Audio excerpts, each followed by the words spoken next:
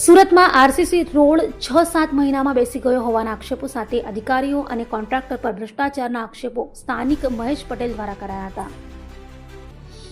સુરત મહાનગરપાલિકામાં અધિકારીઓ અને કોન્ટ્રાક્ટરો ભ્રષ્ટાચાર આચરતા હોવાના અનેક આક્ષેપો થઈ ચૂક્યા છે, ત્યારે હવે પાલનપુર કેનાલ રોડ પર રસ્તાના કામને લઈ ભ્રષ્ટાચારના આક્ષેપો મહેશ પટેલ દ્વારા કરાયા છે। સુરતના પાલનપુર કેનાલ રોડ પર 6-7 મહિના પહેલા બનાવવામાં આવેલ આરસીસી રોડ બેસી ગયો હોવાના આક્ષેપ સાથે સ્થાનિક આગેવાન મહેશ પટેલે પાલિકાના અધિકારીઓ અને કોન્ટ્રાક્ટર પર ભ્રષ્ટાચારના આક્ષેપો કર્યા હતા। સાંભળો શું કહી રહ્યા છે સ્થાનિક આગેવાન મહેશ પટેલ।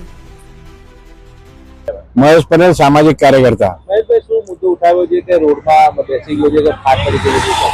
અત્યારે આપણે પાલનપુર કેનાલ રોડ પર ઉભા છે, જે 7-8 મહિના પહેલા નવો આરસીસી રોડ બનેલો હતો, પણ આજની આરસીસી રોડની હાલત એવું હોય કે 30 વર્ષ સુધી ચાલે એટલે આપણે આરસીસી બનાવીએ છીએ, પણ આરસીસી રોડ જ બેસી ગયો ને ઠેર ઠેર ક્રેક પડી ગઈ, લગભગ 1 કિલોમીટર જેવા એરિયામાં।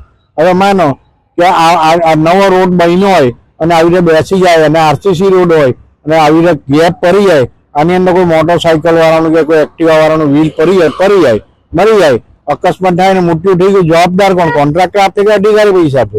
એ લોકોને ભ્રષ્ટાચાર કરીને નીકળી ગયા અહીંયાથી। આજે આરસીસી રોડ બેસી ગયો તો બહુ ગંભીર ઘટના છે, અને એ ઘટનાને જો આ લોકો સરકારી અમલદારો કે જે બી ખાતાવાળા કમિશનર જો ધ્યાનમાં નહીં લે ને આ લોકો પગલાં નહીં લેશે ને તો દરેક આરસીસી રોડની આ જ હાલત થવાની છે।